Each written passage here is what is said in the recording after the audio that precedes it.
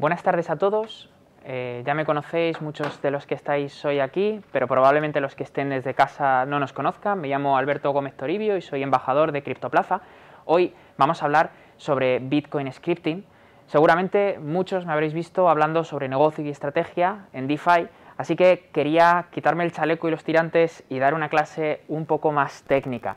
Esta charla no es para personas que estén iniciándose en Bitcoin, sino para los que, como los que estamos aquí, ya hemos invertido tiempo en entender cómo funciona esta tecnología, pero aún nos queda por entender algunos pequeños detalles sobre cómo se gastan los Bitcoins. Así que lo que vamos a hacer a lo largo de la sesión de hoy es entender un poquito más sobre la primera criptomoneda que llegó a este ecosistema y en general algunos aspectos sobre los últimos avances en materia de Taproot y de firmas Short. Como todos sabéis, en la red de Bitcoin tenemos una estructura llamada cadena de bloques, en la que tenemos bloques que están encadenados, y lo que muchos no saben es que la prueba de trabajo, lo que habitualmente hacen los mineros, consiste en resolver este problema que veis aquí. Se toma como punto de entrada para una función el hash del último bloque más un número que llamamos nonce. Se llama nonce porque es number ones, porque solamente se utiliza una vez, y a esto se le concatena el Merkle Tree Root de todas las transacciones de este bloque. Recordemos, para los que no lo sepáis, que un Merkle Tree Root es una estructura criptográfica en la que se emparejan los distintos datos que vamos a incluir en el Merkle Tree Root. Si tenemos alguna pizarra, os lo agradezco. Y se obtiene el hash de estas parejas de datos para posteriormente tomar dos hashes y emparejarlos de nuevo, obteniendo una estructura de árbol que acaba con un hash en la parte superior que llamamos raíz. Vale, vamos a ver si no matamos a nadie. Vale, uy. Muchas gracias. Vale, te voy a quitar un poco la visión. Vale, y me falta algo para escribir. Sí. Muchas gracias. Fantástico. Bueno, pues como os decía, lo primero que hace un minero de Bitcoin cuando trata de validar transacciones es seleccionar aquellas que considera candidatas para ser incluidas en el bloque.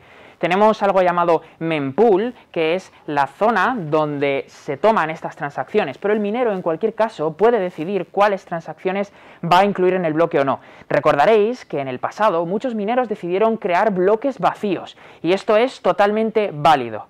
El hecho de que el minero decida incluir transacciones o no hacerlo tiene que ver con los incentivos que tiene para ganar dinero, ya que aquellas transacciones que incluya pues serán candidatas a quedarse con la comisión. El minero podrá quedarse con la comisión, que como vamos a ver ahora es la diferencia entre lo que se mete en una transacción y lo que finalmente se saca, entre los inputs y los outputs. Pero volviendo al tema que os trataba de explicar, un Merkle Tree Root, como sabéis, es un esquema criptográfico, un mecanismo criptográfico que sirve para esto. Si tenemos la letra A, la B, la C y la D, aplicando un Merkle Tree Root, lo que haríamos sería obtener el hash de la letra A, el hash del resto de letras, para posteriormente emparejar estos hashes, concatenarlos y obtener el hash de este valor.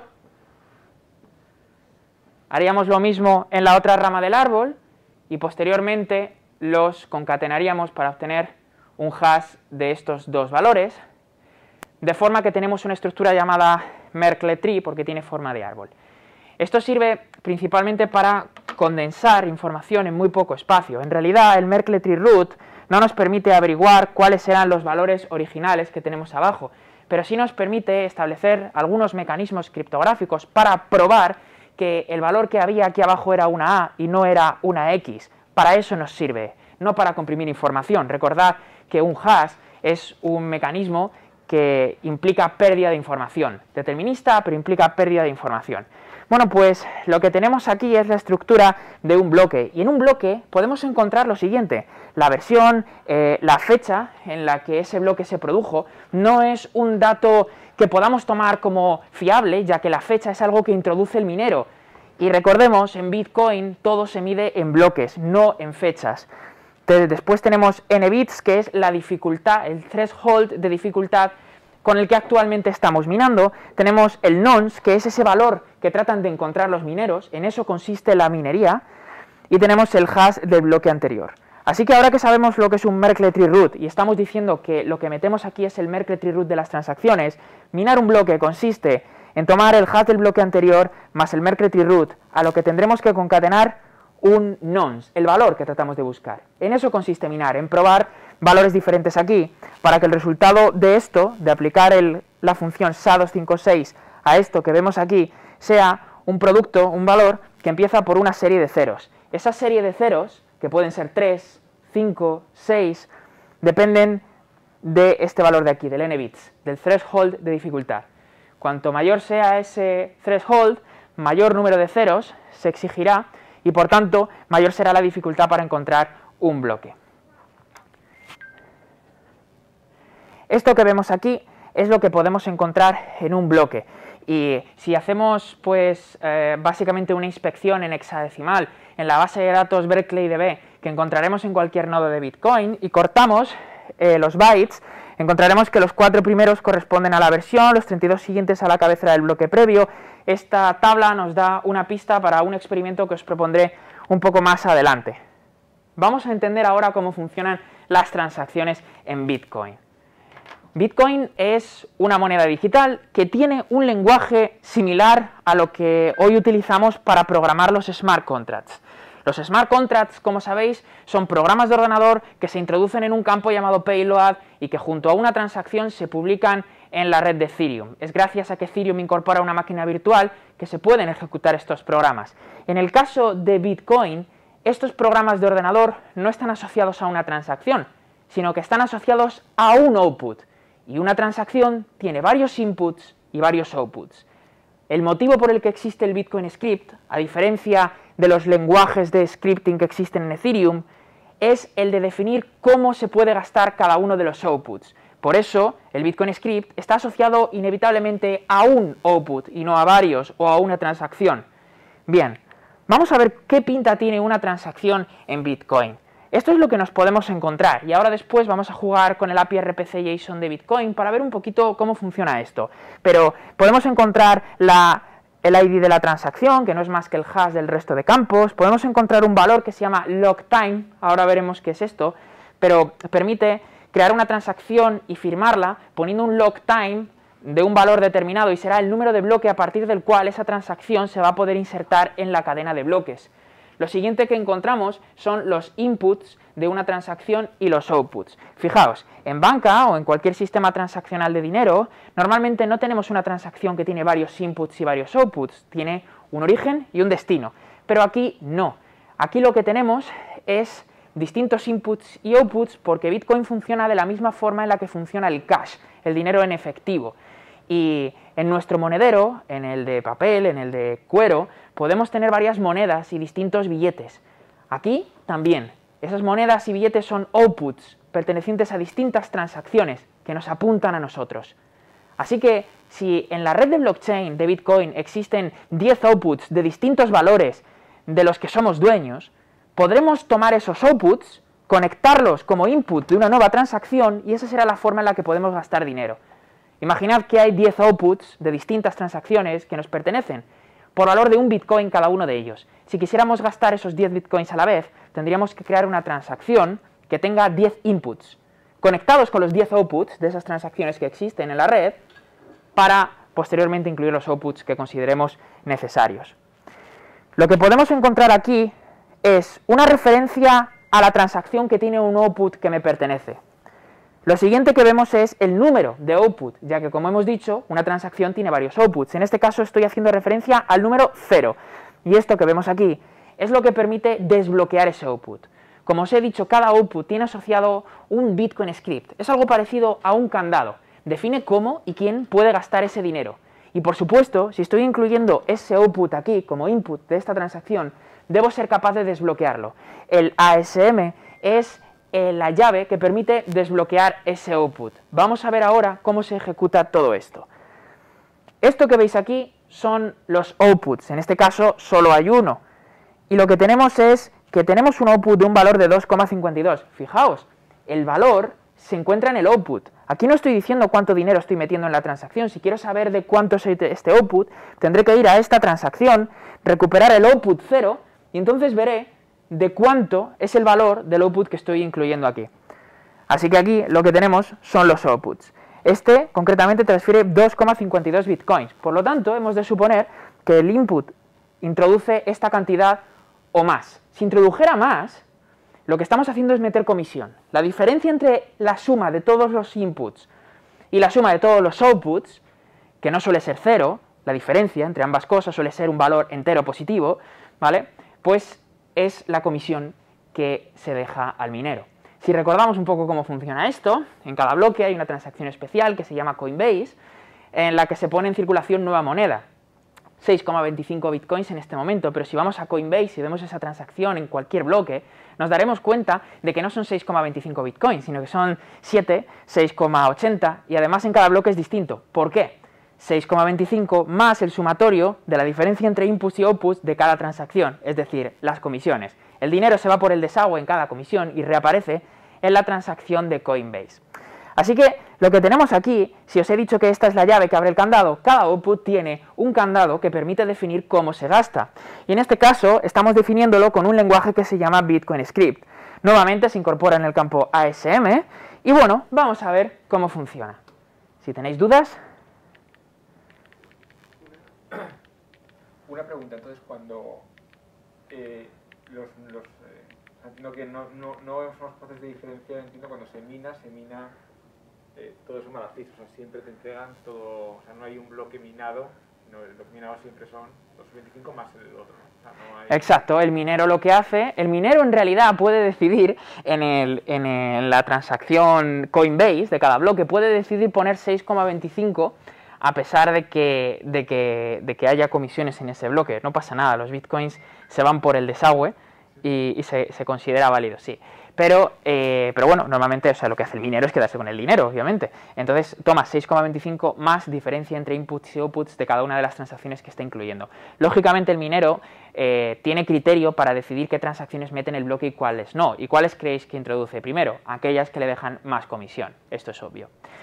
Vale, bueno, pues hasta hace no mucho no era obligatorio dejar comisiones, bueno, no mucho, sí, ya hace unos años.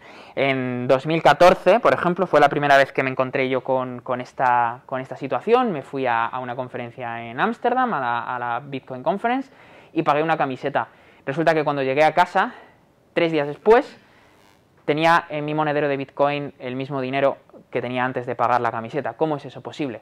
Bueno, pues porque cuando una transacción entra en el mempool y permanece allí durante 3 días, pero ningún minero la selecciona como candidata para ser incluida en un bloque, esa transacción se descarta, ningún minero la puede incluir más en un bloque. Eso significa que como esos outputs que yo había incluido como inputs de una transacción y por tanto se consideraban gastados, pues vuelven, esa transacción que los gastaba ya no existe, esos outputs siguen siendo candidatos a ser incluidos en una transacción como inputs, siguen siendo considerados UXTOs, es decir, Unexpended Output Transactions. Así que bueno, pues ese es el motivo por el que ocurrió eso y en este momento si no metéis comisiones os ocurrirá lo mismo. ¿Qué es el Bitcoin Script? Es un lenguaje de programación, un lenguaje muy sencillo, como vamos a ver, que habitualmente decimos no es Turing completo. ¿Por qué? Porque no tiene la misma potencia en resolución de problemas que la máquina de Turing. Así que en este caso no es Turing completo, principalmente por un motivo, no tiene bucles. Vamos a ver ahora cómo funciona. Hay distintos tipos de candados que podemos poner en un output, pero en realidad podemos poner lo que queramos. Si no ponemos nada, ese output podrá ser incluido en cualquier transacción, así que cualquiera podría gastar ese dinero. Pero a lo largo de la historia hemos evolucionado los candados que hemos podido poner en Bitcoin. Lo primero que nos encontramos en la época de Satoshi Nakamoto era un tipo de candado que se llama Pay to Public Key Hash.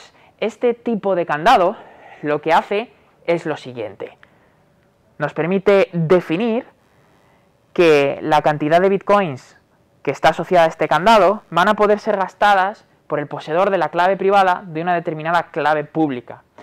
Esa clave pública está implícita en el candado. Todos los candados tienen la forma de la llave, ¿verdad? En este caso también está aquí.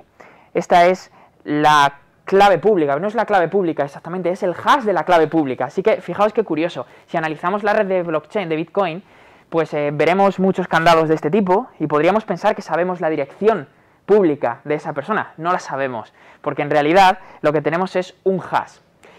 Muchas veces se afirma que la criptografía cuántica afecta a Bitcoin y que si se pusiera en producción un ordenador cuántico afectaría a Bitcoin. El motivo por el que eso no se puede explotar, ni siquiera en las transacciones más primitivas, las que tienen pues el dinero de Satoshi, por ejemplo, es este motivo. Lo que tenemos aquí no es una clave pública. Si lo fuese, podríamos romperlo encontrando la correspondiente clave privada, pero lo que tenemos es un hash.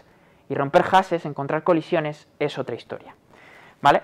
Entonces, bueno, pues es un problema para el que las máquinas, la criptografía cuántica no alcanza lo que llamamos supremacía, es decir, el momento en el que un algoritmo cuántico hace algo muchísimo más rápido que una máquina normal. Lo que tenemos aquí es la llave. Para desbloquear este candado, lo que tenemos que aportar es una firma digital. Una firma digital, como sabéis, es un valor cifrado con una clave privada correspondiente. Por ejemplo, la firma digital de un documento Word es obtener el hash de ese documento Word y cifrarlo con mi clave privada. De esa forma, cualquier persona que posea mi clave pública podrá descifrar ese mensaje, ese texto cifrado, obtendrá el hash del documento, podrá obtener el hash del documento y comprobar que coinciden. ¿Bien? Vale, pues lo que tenemos aquí es una firma, es decir, algo que solo puedo producir yo, y mi clave pública. Mi clave pública la pueden conocer otras personas. Debo compartirla para que me envíen bitcoins. Pero solamente la tienen aquellas personas con las que yo haya compartido la clave pública, no aquellos que analicen la red de blockchain. Fijaos, este valor no coincide con este. Bien, pues vamos a entender cómo se ejecuta esto. En realidad, el Bitcoin Scripting es muy sencillo. Es un lenguaje muy primitivo que se ejecuta en forma de pila. Tenemos un stack y se lee de izquierda a derecha. Solo tenemos que recordar dos reglas. Lo que son valores entran a la pila y lo que son funciones se ejecutan siempre tomando como parámetros, si lo requieren las funciones, los elementos que hay en la cima de la pila por ese orden. Vamos a ver cómo funciona. Lo primero que tenemos es un valor. Concatenamos, por cierto, la llave con el candado. Esto es lo que hace un minero de Bitcoin para validar cada uno de los outputs. Y como lo primero que tenemos es un valor, pues entra a la pila. Lo siguiente que tenemos es un valor. Así que también entra a la pila, y como es una pila, entra arriba. Lo siguiente que tenemos es una función que duplica el elemento que hay en la cima de la pila, opdup. Las distinguiréis porque empiezan por op de operation. Así que duplica el elemento que hay en la cima de la pila y fijaos, ophash 160 saca el hash ripem 160, un tipo de hash, del elemento que hay en la cima de la pila y lo sustituye por ese valor. ¿Qué viene después? Precisamente el hash ripem 160 de mi clave pública. Recordad, el candado tenía información de la llave. Lo siguiente que viene es una función que comprueba que los dos elementos de la cima de la pila son iguales y si lo son los elimina. Y lo siguiente que tenemos es una función que chequea que esa firma digital corresponde con esa clave pública y si lo son los quita de la pila. Y amigos, la pila queda vacía. Si encontráis otra forma de conseguir que la pila quede vacía, enhorabuena, habéis encontrado una forma de gastar bitcoins que no os pertenecen.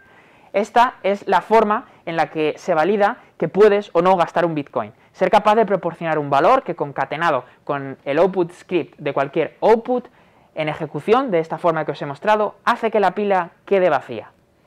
¿Dudas hasta aquí?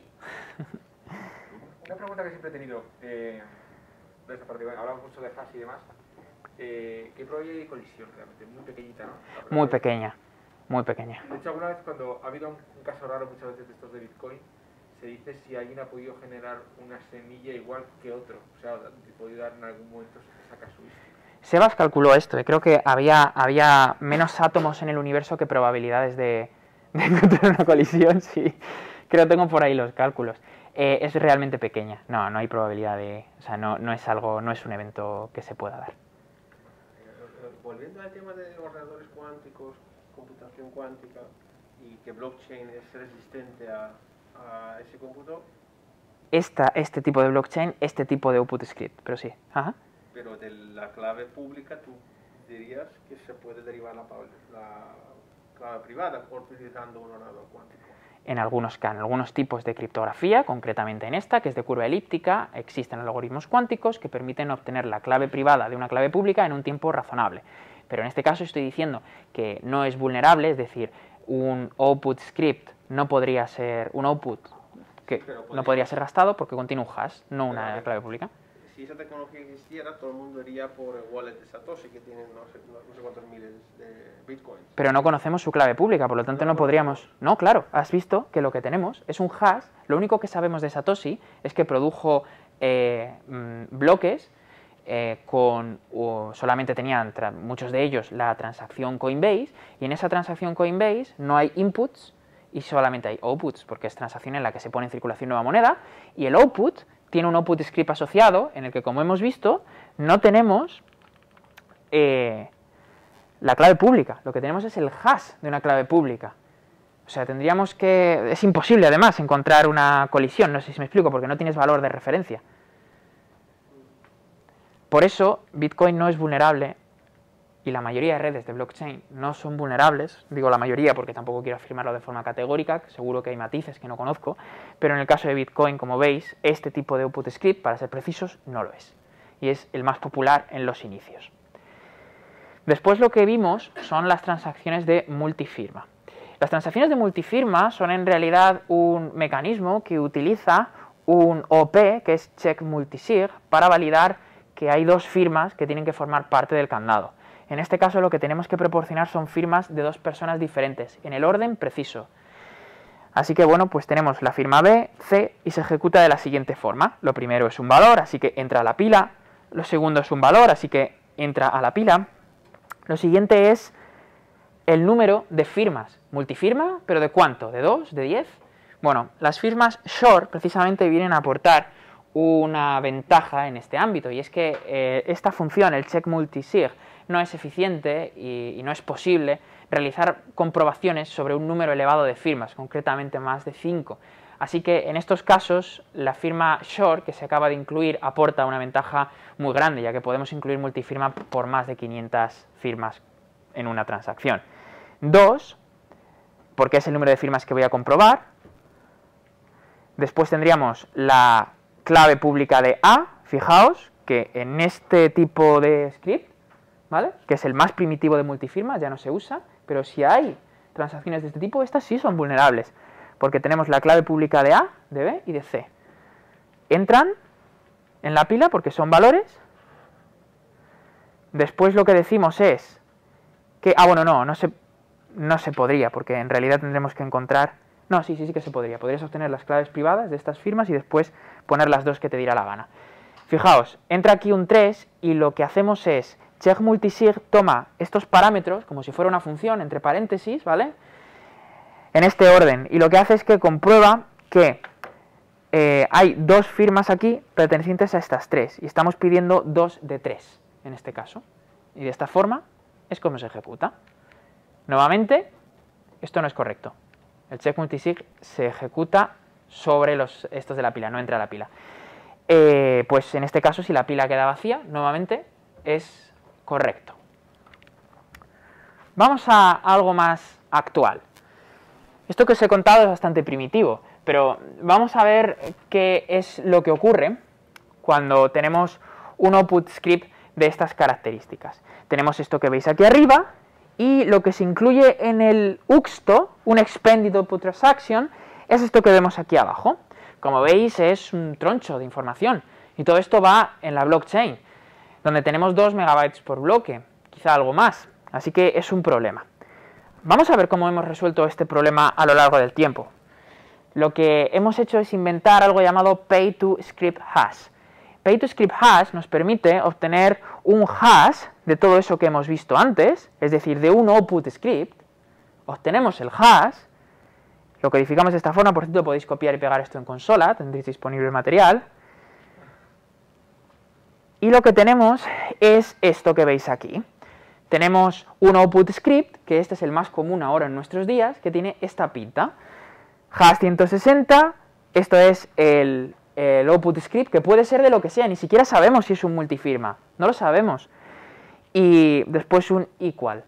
Si lo ejecutásemos, bueno, pues de script sig, ¿vale?, es decir, la llave, para desbloquearlo, pues sería algo así. Firma 1, firma 2, y después tendríamos que meter todo esto.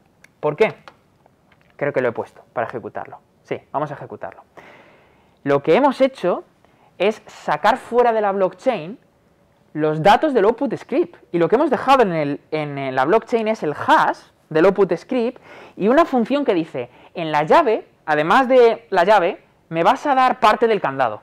Hemos sacado hacia la parte del output script, del script SIG, parte de lo que antes iba en el candado. Como lo que queda en el candado es lo que hay en blockchain, hemos reducido considerablemente la transacción. Y el pay to script hash no tiene que ver tanto con la seguridad, sino con abaratar los costes de las transacciones.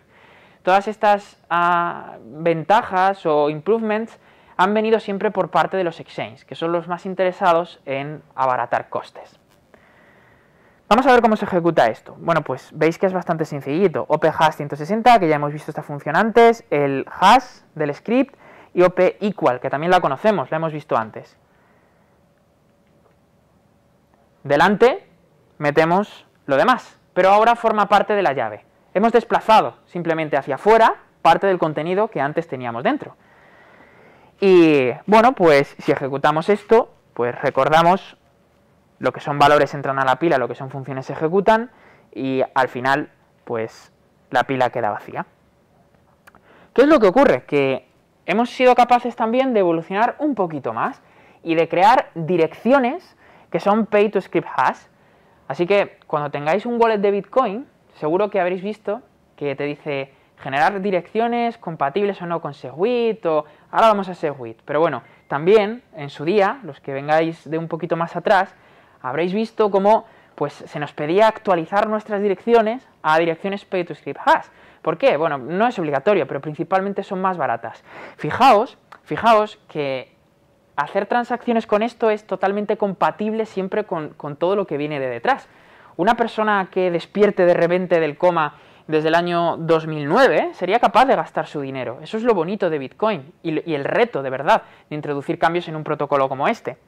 Bueno, pues lo que vemos aquí es que tenemos un hash, que es el hash de un script, y lo transformamos en una dirección de Bitcoin con este comando. Y la dirección empieza por 3. ¿Habéis visto alguna vez direcciones que empiezan por 3, verdad? Pues son direcciones pay to script hash. Es decir, no es una dirección. Lo que hay codificado dentro es el hash de un script que ni siquiera tenéis. Solamente lo tiene el dueño, ¿vale? Entonces, bueno, pues los scripts complejos son reemplazados por fingerprints simples, por cadenas de texto simples. Pueden ser codificados como direcciones y, bueno, pues permiten básicamente construir el script, la forma de gastar el dinero desde el origen y no desde el destino. Como hemos visto, se desplaza hacia la llave. Bueno, ¿cómo se paga a una pay to script hash address? Pues se paga así. Este es el output script que tenemos que poner. Como veis, bastante sencillito con respecto a lo que teníamos al principio, ¿verdad? ¿Y qué es Segregated Witness? Bueno, yo la primera vez que leí así por encima Segregated Witness, lo que se me vino a la cabeza es distintos nodos que eran como testigos de algo que estaba pasando, ¿no? Nada más lejos de la realidad. Witness, en criptografía, testigo, en realidad es como llamamos a una pieza del puzzle criptográfico. Así que witness, aquí, significa pieza. Y lo que vemos aquí, en este caso, ¿recordáis el caso más básico? Pues esta parte de aquí es un witness. Y como es inline, decimos que es un inline witness. Así que es eso, una pieza del puzzle que nos va a permitir resolverlo. Puede ser la pieza que nos falta o puede ser una pieza más. Hay distintos witness dentro de un puzzle criptográfico, que es lo que es un output script. Bien, pues lo que tenemos aquí es una transacción segregated witness. ¿Recordáis para lo que servía segregated witness? Servía para aliviar el peso de las transacciones en Bitcoin. Y lo que hacemos es sacar todo el script SIG fuera. Vamos a explicar cómo funciona esto, pero fijaos lo que hay ahora aquí, en este output. Está vacío, el script SIG no tiene absolutamente nada. Nuevamente, sigue siendo compatible. Recordad que un cliente antiguo que no actualice y siga conectado a la red, un 0.8, por ejemplo, sigue teniendo que ser compatible con esto, ¿vale? Bueno, y lo que sí que tenemos es un campo adicional que se llama witness, donde Bob puede escribir los datos que quiera. Vamos a entenderlo. Ese campo, por cierto, va fuera de la blockchain, no forma parte de la transacción. Es una pieza criptográfica que va fuera. Bueno, pues básicamente lo que tenemos es esto que veis aquí. Pay to Witness Script Hash, ¿vale? Bueno, esto básicamente es algo parecido a lo que hicimos al principio con Pay to Public Key, ¿vale? Y pasamos de Pay to Script Hash, pues dentro de Segregated Witness podremos hacer un Pay to Public Key Segregated Witness o Pay to Witness Script Hash. Y lo que tenemos básicamente es esto que veis aquí. El witness, en este caso, sería la firma de A, de B, porque estamos haciendo un multifirma, ¿vale? Clave pública de A, de B, de C. Ahora toda esta información, por cierto, no forma parte de la cadena de bloques, solamente la tiene una persona, que es la persona que emitió la transacción. Así que, nuevamente, ahora, este tipo de transacciones no son vulnerables a criptografía o a algoritmos cuánticos, ¿vale? Ya sea Quantum Inspired o sean Quantum ejecutados en un ordenador cuántico, porque la información no está disponible. Discúlpame, ¿hubo ya casos de éxito en resolver, en conseguir la clave privada de clave pública? ¿O esto es una teoría de que se puede hacer? No, es vulnerable. La criptografía... ¿En 256? No, en ECDSA no lo sé, pero en RSA sí. En ECDSA sé que hay algoritmos cuánticos que permiten obtener la clave privada. Lo que no sé es si se llega a la supremacía cuántica en ese caso o no. Es decir, si es razonable el periodo de tiempo en el que se consigue resolver el problema. Pero lo que pasa es que él está hablando del hash. Él no está hablando de la clave privada, sino del hash. Entonces, del hash... No, está hablando de tipo de criptografía ECDSA. El SHA-256, dijo él. Ah, SHA-256. Sí. Perdona, no te entendí. No hay forma de romper un hash, que yo sepa. Vale, perdón, es un tipo de criptografía ECDSA, pensaba que es de tipo de curva elíptica, pensaba que estábamos hablando de eso. Bien, vale, pues básicamente lo que podemos hacer ahora es embeber un segregated witness dentro de un pay to script hash, y es así como se construyen las transacciones actualmente. Lo que hacemos básicamente es, dice, Bob's pay to witness public key hash. Me parece esto, hay un hoyo en el fondo de la mar, vamos metiendo cada vez más cosas, ¿vale? Y tenemos esto de aquí, ¿vale? El 0 es importante porque es lo que define que es un witness, ¿vale? Dice, bueno, el wallet de Bob después, dice, obtiene el hash del witness program que hemos visto aquí arriba, es decir, de este output script. Dice, primero con SHA-256 y después le aplica una segunda vuelta de hash con RIPEM 160, produciendo un hash de 20 bytes de longitud. Entonces, bueno, pues lo que tenemos es esto que vemos aquí, ¿vale? Y lo último que tenemos que hacer para construir esta dirección, ¿vale? Es el script es convertido a una dirección de Bitcoin. Y nuevamente veis que empieza por 3. La diferencia es que cuando decodifiquemos esto y apliquemos este paso, el minero de Bitcoin verá que empieza por 0 y dirá, hey, cuidado, es un segregated witness, y estas transacciones solamente las puede interpretar un cliente moderno. El nuevo simplemente te dirá que no puedes gastar el dinero y no pasa nada, pero seguirá siendo compatible, ¿vale? Las cosas se ejecutan, ¿vale? Pero no llegan a buen término, pero se ejecutan, no compilan, ¿vale? Así que, bueno, pues lo último que hay que hacer es, para pagar a una dirección pay to script hash dentro de segregated witness, es añadir este output script, que como veis es exactamente igual que lo que veníamos utilizando antes, por lo tanto es plenamente compatible. Estamos enmascarando todo dentro de hashes, y al descomponer esos hashes, los clientes que sepan hacerlo, ¿vale? Dándoles una pequeña indicación, obtenemos información que nos dice que estamos usando segregated witness. Básicamente, esto es lo que nos encontramos cuando queremos, por ejemplo, construir una dirección, como hemos hecho antes, a partir de un pay to script hash, pero en el ámbito de segregated witness. Vamos a pasar ahora a hacer un pequeño ejemplo. Antes, permitidme que os explique cómo funcionan los micropayment channels, por si alguien no lo sabe. Los micropayment channels son lo que permiten, entre otras cosas, construir redes como Lightning Network. Y funcionan de la siguiente forma. No sé si alguna vez habéis ido, aquí en España no es muy habitual, pero en Estados Unidos en algunos restaurantes o en algunos bares o discotecas lo que te hacen es que te pasan la tarjeta y tú consumes durante toda la noche para posteriormente volver a pasar la tarjeta, y en ese momento es cuando se liquida lo que has consumido durante toda la noche. Al principio se te hace una precarga de 200 euros, 200 dólares, y al final, pues si has consumido solo 100, se te cargan 100 o 90 o la cantidad que hayas consumido. Bien, ¿qué evita esto? Que cada vez que yo tenga que ir a por una copa, tenga que pedir que me cobren y emitir una transacción, él pagaría comisiones y a mí pues tendría que introducir la tarjeta cada vez, lo cual es un problema para ambos. Bueno, pues se hace esto. Los micropayment channels son un mecanismo muy similar en el ámbito de Bitcoin y funcionan de la siguiente forma. Funcionan gracias a que hay algo que ya hemos visto que se llama time lock, que es una forma de bloquear bitcoins en una transacción durante un periodo de tiempo.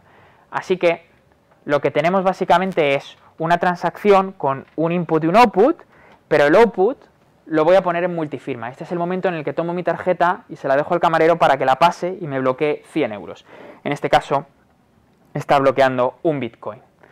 Ese bitcoin deja de ser mío para pasar a ser mío y del camarero, en este caso de Bob y de Sam, de los dos. Significa que a partir de este momento, si no me pongo de acuerdo con Bob, tengo un problema. Bueno, tengo un problema por un periodo de tiempo, porque antes de dejar de hacer esto, de poner mi dinero en multifirma con alguien que no conozco, antes de hacer eso voy a pedirle a Bob, sin que vea esta transacción todavía, le voy a pedir que me firme esta transacción. Le voy a decir, oye, fírmame esta transacción que me permite que si algo va mal, dentro de 18 bloques, yo pueda firmar una transacción que me permite recuperar todo mi dinero, gastar todo lo que hay aquí y enviármelo a mí.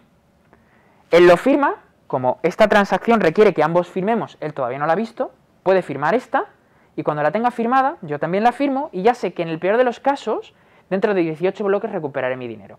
Bueno, pues lo que ocurre a partir de este momento es que yo le puedo proponer, confirmadas estas, bueno, esta no se confirma, me la guardo, confirmada esta transacción, lo que yo le puedo proponer ahora es firmar diferentes cheques que van a repartir este dinero bloqueado en el depósito de forma creativa entre él y yo.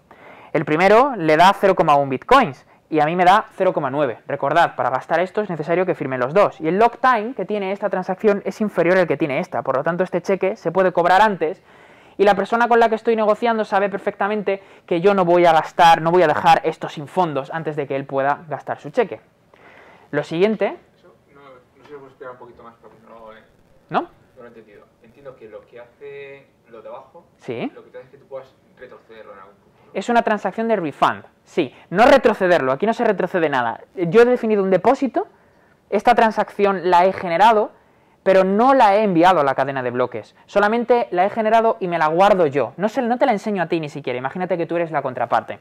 A ti la que te enseño es esta y te digo, hay una transacción que tú no has visto, en la que yo he puesto un bitcoin, pero tú no la has visto. Esa transacción resulta que requiere que firmes para que yo recupere mi dinero. Como es dinero que no es tuyo y además me lo estás devolviendo a mí, a ti te da igual firmar esa transacción, no te compromete a nada. Así que tú firmas esta transacción para empezar a transaccionar conmigo, ¿vale? Y cuando me la firmas y me la entregas, yo me la guardo porque tiene un lock time de 18 bloques. No la voy a poder emitir hasta dentro de 18 bloques. Y tú lo sabes, porque la has visto, la has firmado. Entonces yo emito esta transacción. Sabiendo que si ahora tratas de chantajearme, como el dinero es de los dos, tú podrías tratar de decirme, no, la única opción que te doy es que vas a recuperar de ese bitcoin 0,1 bitcoin y a mí me vas a dar 0,9. Oye, ¿es eso o nada? ¿Vale? Se podría hacer un ataque de cheat. Pero no es viable porque es una amenaza no creíble. Porque yo tengo esta transacción que puedo ejecutar en cualquier momento. ¿Vale? Entonces, bueno, a partir de este momento, pues decidimos repartir el dinero de forma... En el momento que aceptas esa, ya queda... Sí, pero estas transacciones yo te las entrego, pero no las emites a la blockchain. Igual me estaba faltando ese detalle, ¿vale?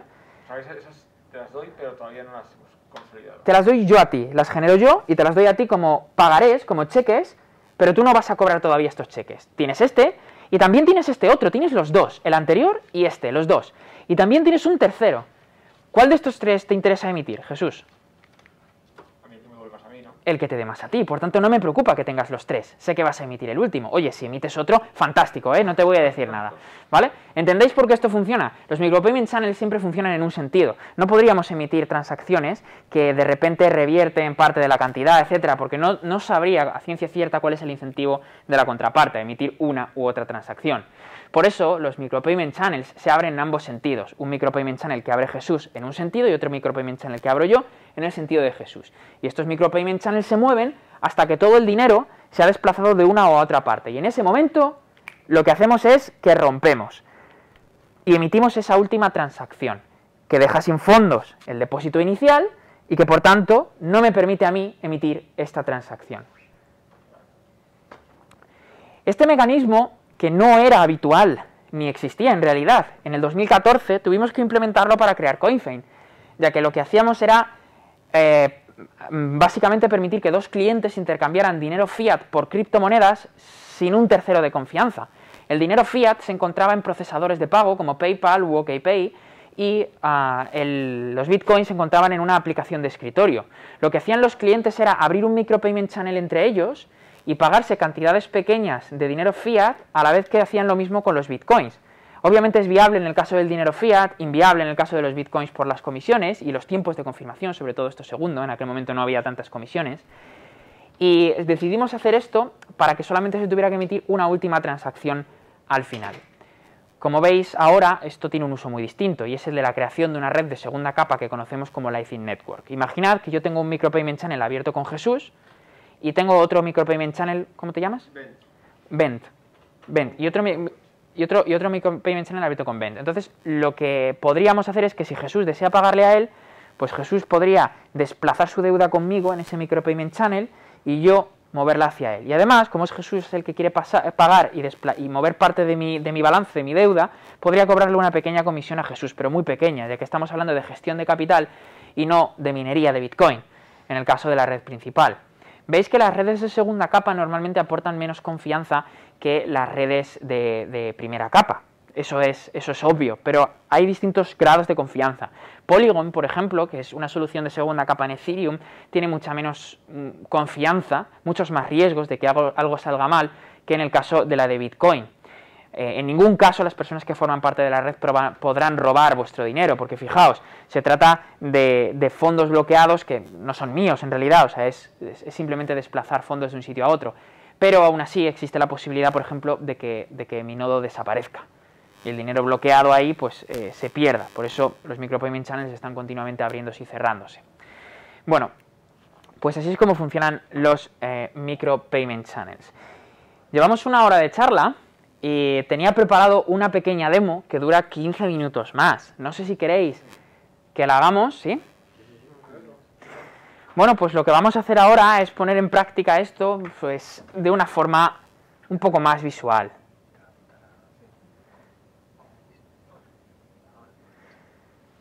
Y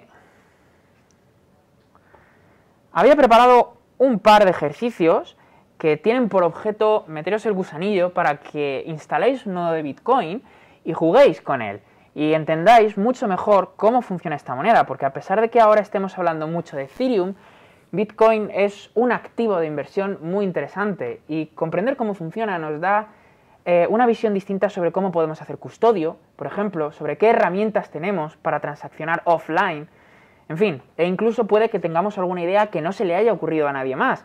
Pensad que esto no es cosa de genios, que aquí un equipo en 2014 en Madrid fue capaz de crear un exchange descentralizado utilizando muchas de estas herramientas. Os invito a que lo probéis, porque de verdad se pueden hacer cosas. Bueno, pues lo que tengo aquí es una consola. Voy a hacer esto un poco más grande. Vale, y lo que tengo aquí es una máquina virtual en Amazon, donde he instalado un cliente de Bitcoin. Y lo que voy a hacer ahora básicamente es crear unos cuantos directorios. A ver.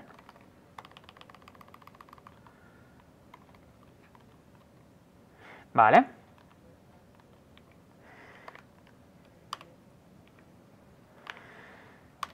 Bueno. Y vamos a ver dónde estoy, que ni lo veo.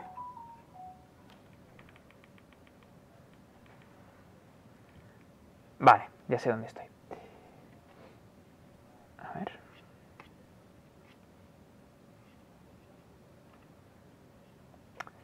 Disculpad.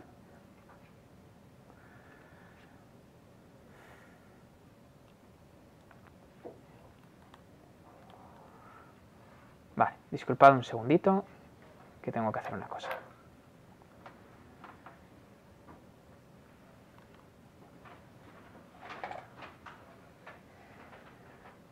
Claro, vale.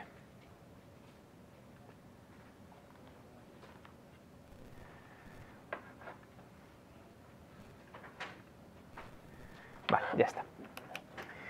Vale, bueno, pues lo que vamos a hacer es recuperar el bloque Génesis, y como recordaréis durante la charla os expliqué que los primeros bytes de cada bloque corresponden a una parte determinada del bloque.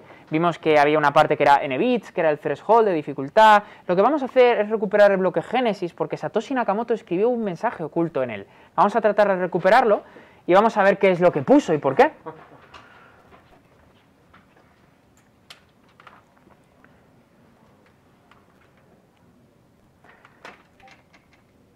Lo primero que voy a hacer es ejecutar Bitcoin, sin más.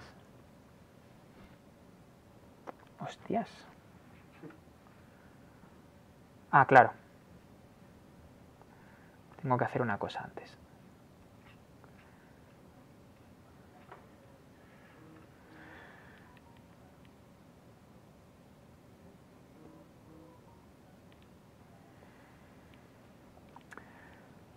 Ay, cosas del directo, disculpadme. Vamos a ver, un segundito. Tengo que cargar una librería compartida, no me acordaba de eso.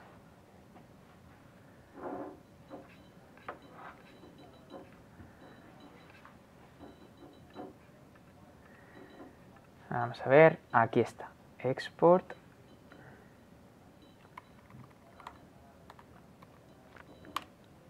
Vale, y ahora sí. Vale, pues lo que vamos a hacer es cargar el bloque Génesis. Vamos a arrancar Bitcoin.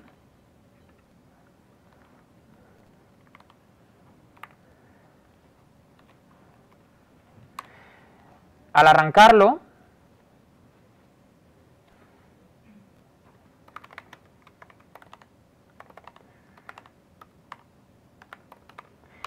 arrancarlo,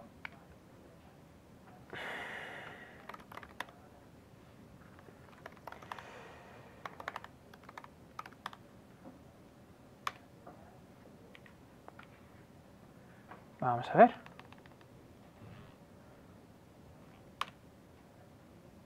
File exist.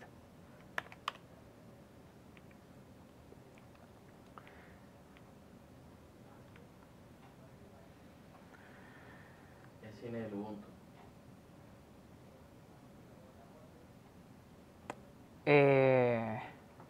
Sin el Ubuntu. Leyendo la home. O sea, pero vamos a ver, estoy en el home. Esto existe aquí el directorio. Y aquí tengo 1 y 2. O sea, esto debería ser así. Y ahora lo que vamos a hacer es... Correcto. El datadir está en el home. Vamos a quitar esto y vamos a poner la ruta, pero no es esto.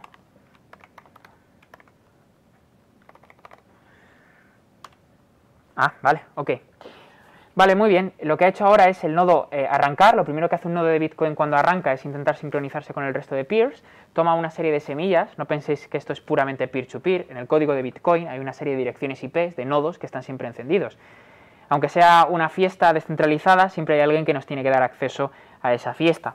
Así que ha comenzado a bajarse la cadena de bloques mientras hablaba y ya se ha descargado seguro el bloque Génesis. Así que lo que voy a hacer es pausar el proceso.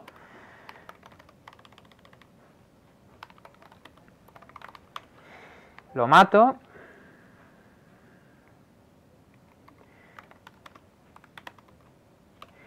Y ahora sí vamos a hacer un xdump de este fichero que veis aquí, que es la base de datos de Bitcoin. Bitcoin utiliza una base de datos BerkeleyDB, que bueno, pues es una base de datos interesante para este tipo de aplicaciones, y lo que estoy haciendo es tomar los 255 bytes del fichero, que como veis corresponden a lo que hemos visto antes, así que aquí hay un mensaje raro, dice The Times, 3 de enero del 2009, Chancellor of Brink of Second Bailout for Banks.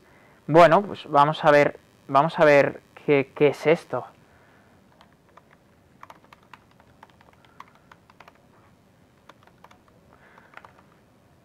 Vaya, parece que la frase la ha buscado mucha gente. Y lo que vemos es que se trata del periódico, que de hecho se puede comprar, porque es un mito, es un clásico, que es la portada del periódico The Times, el día que se puso en funcionamiento Bitcoin y se minó este bloque. Es una pequeña prueba, como cuando te piden que salgas con el periódico en la mano para probar que estás vivo. Interesante, ¿verdad? ¿Se puede comprar o no se puede comprar eso? En esta página creo que se puede comprar. Sí, qué bueno. Vale, bueno, vamos a hacer algo más interesante. Lo siguiente que vamos a hacer es, bueno, pues básicamente arrancar dos nodos de Bitcoin.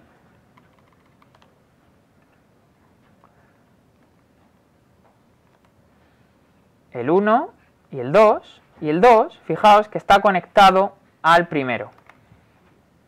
¿Vale? Son dos nodos de Bitcoin en una red propia. Una red que se llama RegTest y que sirve para test de integración. Os preguntaréis cómo se crea una aplicación de Bitcoin cuando tienes que hacer test de integración, y eso implica que igual tienes que usar Bitcoins para las pruebas, ¿no? No se hace así. Se utiliza una RegTest. Así que bueno, esto es interesante. Afortunados los que trabajáis ahora en Bitcoin, porque yo no tenía esta herramienta en 2014, amigos. Yo tuvimos que crear un fork de Bitcoin para modificar la dificultad y tener aún así la dificultad que era la mínima.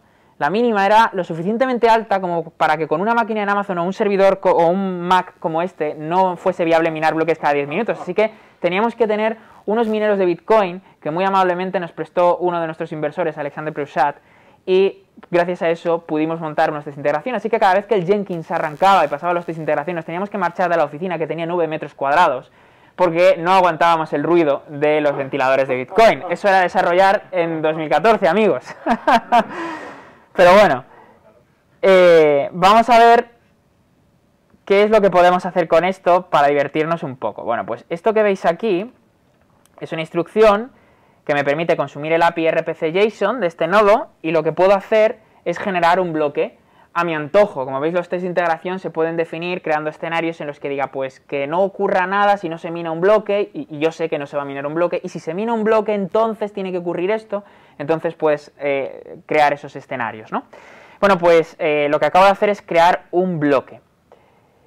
Estoy empezando la cadena. ¿Cuántos bitcoins creéis que tengo? Esto me da el número de bloques, veis aquí, el 1, ¿vale? Número de bloques. Vamos a recuperar el balance.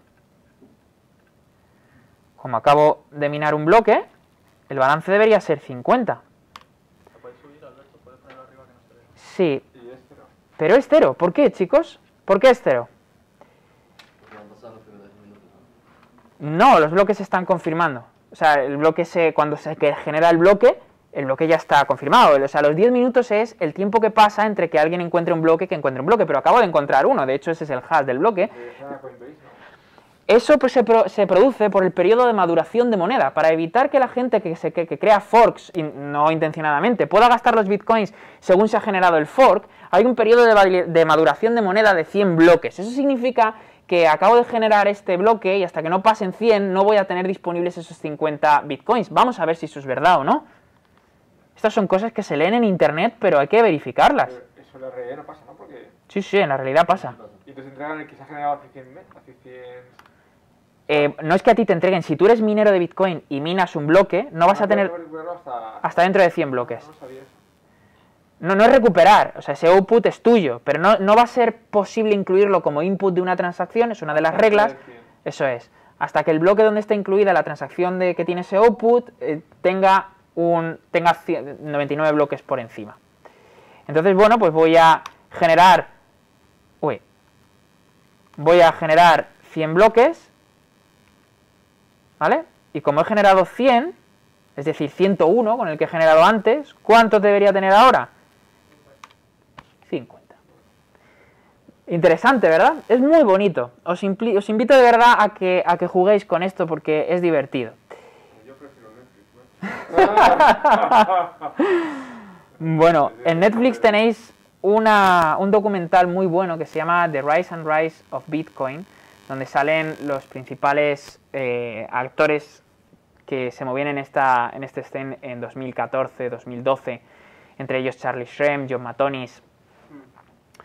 Os invito a ver el documental, que está muy muy bien. Bueno, pues lo último que vamos a hacer para finalizar es construir un pequeño script que lo que hace es insertar información de cualquier tipo en blockchain. ¿Cómo creéis que se inserta información cuando decimos que se utiliza la cadena de bloques de Bitcoin, por ejemplo, como anchoring de otras redes? O, por ejemplo, cuando queremos insertar el hash de un documento para utilizar esto como si fuese alguna suerte de registro. ¿Cómo se inserta información en una blockchain? Si lo que hemos visto es que en las blockchains solo se puede insertar transacciones, no hay otra cosa que podamos publicar. Bueno, hay una cosa que podemos hacer, un truco que podemos emplear, que consiste en lo siguiente.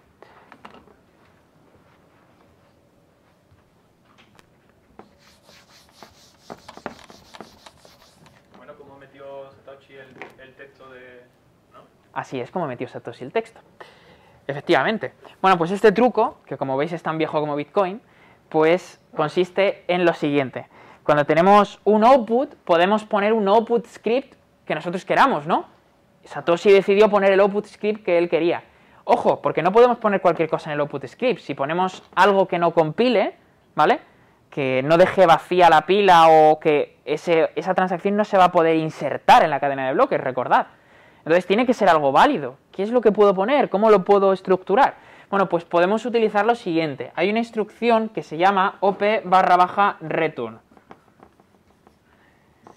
Es una de esas aberraciones que existen en los lenguajes de programación como el GoTo de BASIC y permite básicamente que una vez se interpreta esta instrucción, lo que venga después no importe, porque aquí acaba la ejecución del programa. Así que si es esta la instrucción que yo inserto y después inserto texto, seré capaz de incluir información en una transacción de Bitcoin. Esto que veis aquí es un programa de ordenador muy sencillito escrito en Python que permite hacer esto, que es básicamente insertar pues información en una cadena de bloques. Lo vamos a hacer en la regtest, pero si algún valiente quiere, no me hago responsable, ¿vale? Pues que cambie el parámetro, en realidad el nodo, que lo haga en la mainnet y que pague los costes de una transacción e insertará un mensaje en Bitcoin en la red mainnet. Pero vamos a hacerlo en regtest. Vale, espera, que hace mucho que no ejecuto este script. Vamos a probarlo en regtest y si funciona. A ver, hay mucha magia, porque ojo, que no solamente es insertar la transacción, es que a lo mejor Jesús me da una clave de Bitcoin que no tiene poco, tiene a lo mejor un Bitcoin. Y no solamente hay que hacer esto, lo que hay que hacer, esa transacción tiene que tener al menos dos outputs. Uno que le devuelva casi todo el dinero a Jesús, ¿vale? Un segundo, que es el que tiene que gastar tiene que ser de valor 0, concretamente. Y que tiene el op_return. Si solamente meto este y meto ese output, todo el dinero del input se va a gastar, es decir, se va a ir por el desagüe. El minero estará feliz porque se la vamos a dar de comisión, ¿vale? Y bueno, y luego finalmente un tercer output que me dé el dinero a mí, pero... Bueno, pues vamos a ver cómo hacemos esto. Lo primero que hacemos es, vamos a matar estos... No, se dejan abiertos, efectivamente. Vamos a dejar levantados estos dos procesos. Voy a crear un fichero en el home, en una carpeta que se llama Bitcoin, que no existe, así que la voy a crear.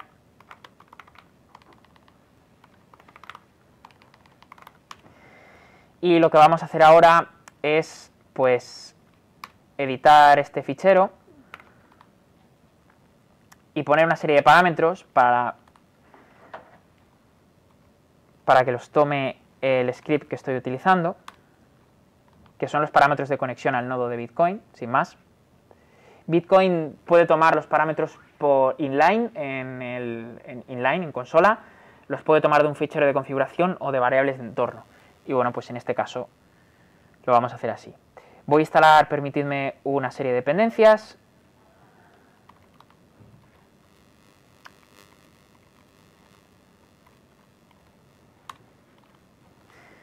Vale.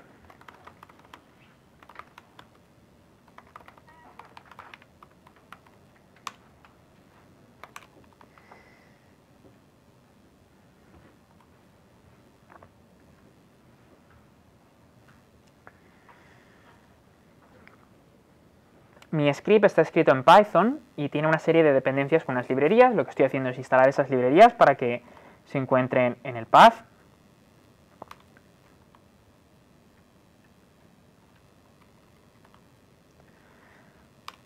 Como veis, lo tengo cocinado, o sea que espero que todo funcione. Vale, pues esta ya la tenía instalada. Lo que voy a hacer ahora es bajarme un script que tengo en GitHub.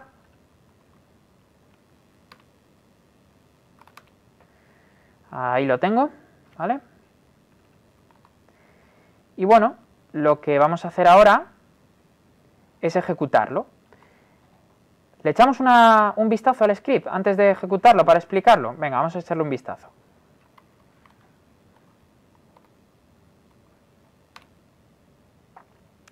Este es el script. Esta es la variable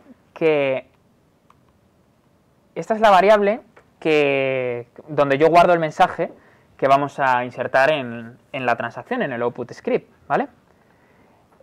Bueno, básicamente esto es para construir la transacción. ¿Cuántas veces has puesto tu nombre en la blockchain? Muchísimas. No, en la de Bitcoin solamente un par de veces.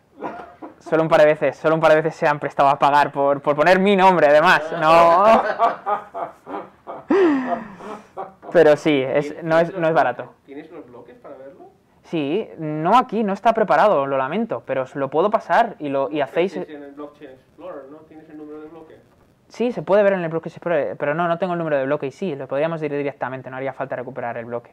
Sí, pues lo puedo buscar luego y lo veis. Poner aquí un servicio en CryptoPlaza. ¿Poner tu nombre? Sí.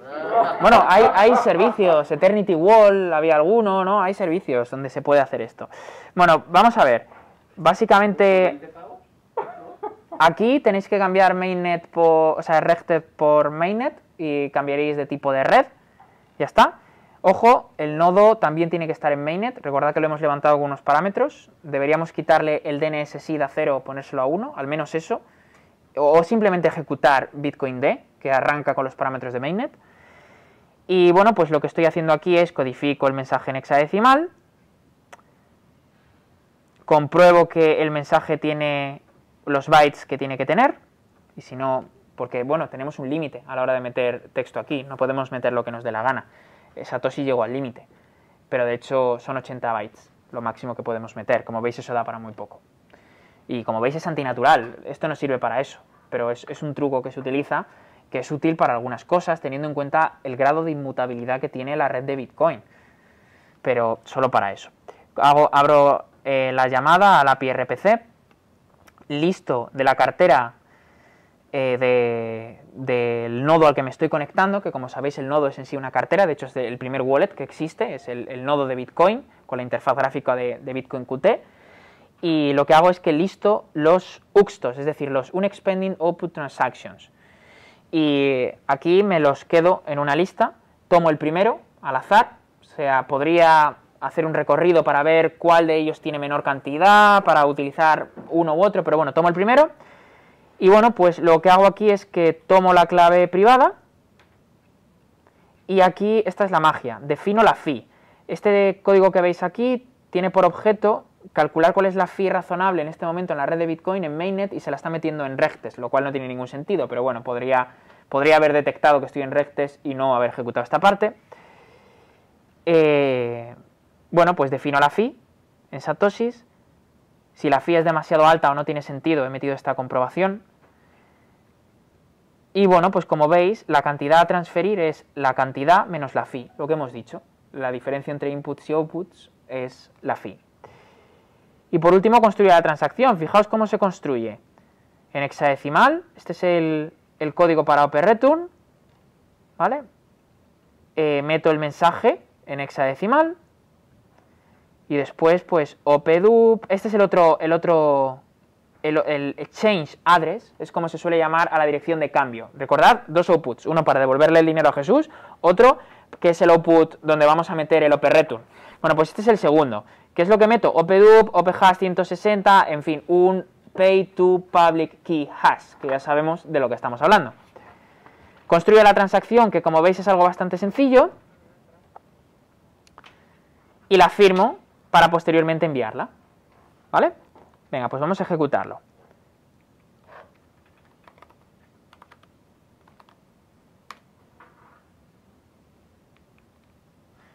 Lo ejecutamos.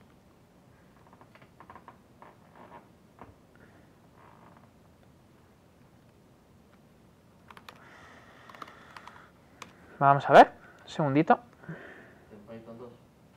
Sí. Vamos, creo que lo único que tengo que cambiar son los paréntesis del print. Y ya está. Que de hecho podría quitarlo directamente.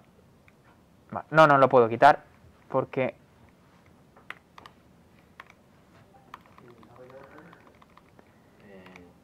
¿Cómo?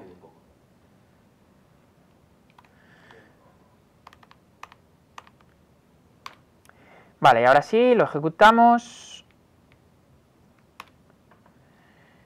Y...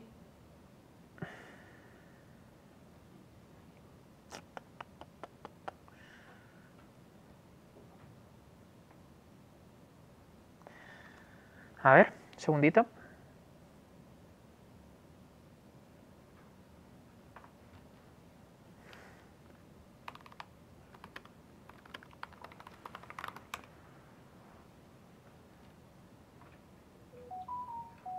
Vale, ya sé el problema. Vale, un momento.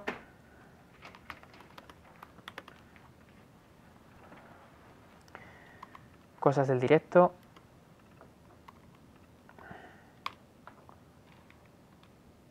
Vale, un segundito, he arrancado mal los nodos.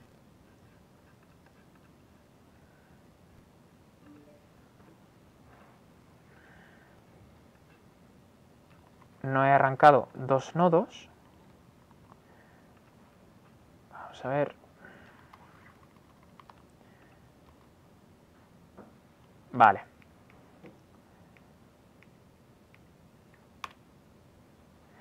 Perfecto. Y ahora sí, tengo que generar unos cuantos bloques para tener saldo.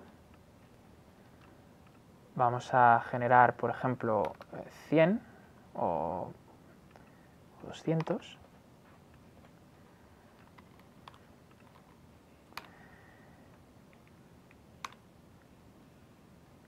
Pues lo lamento, chicos, hay un problema y no me parece que no voy a poder hacer esta parte de la demo. Me comprometo a subir el código y a enviároslo. Desconozco el problema porque estuve haciendo esta prueba anoche mismo, pero bueno, parece ser que quizá al instalar Bitcoin me ha cambiado la versión de Bitcoin o algo y la forma en la que estoy llamando la API RPC no es la correcta. Pero bueno, lo que produce esto, vamos a seguir el ejemplo, ¿vale? Viéndolo aquí, donde he puesto todas las transacciones y demás. Lo que veríamos es esto. Obtendríamos esto, que es el hash de la transacción que acabo de generar al ejecutar el script que habéis visto.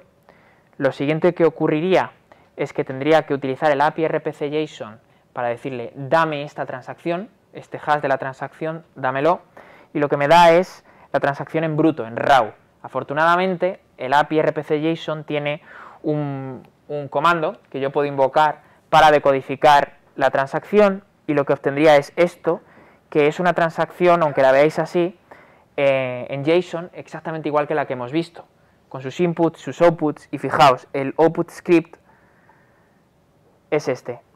Fijaos que lo que puedo hacer ahora es decodificar este código que es hexadecimal y lo que obtengo es el mensaje inicial, por lo tanto esa transacción está en blockchain. Lo que, bueno,